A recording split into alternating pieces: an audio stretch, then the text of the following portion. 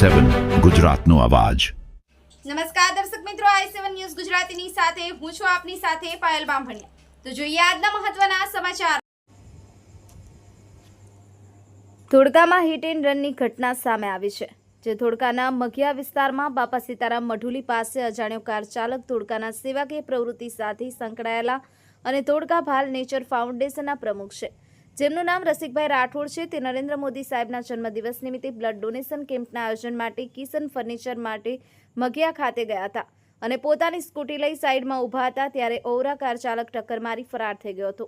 ગંભીર રીતે ઘાયલ રસિકભાઈ રાઠોડની ધોળકાની જીવનદીપ હોસ્પિટલમાં દાખલ કરવામાં આવ્યા।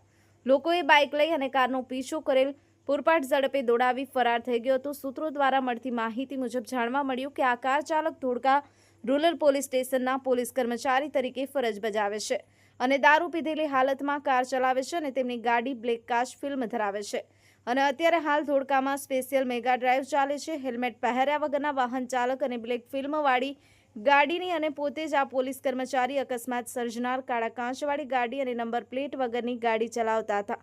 હવે જોવાનું એ રહ્યું કે કાયદાના રક્ષક જ જો ભક્ષક બને તો હવે આમ પ્રજાનું શું।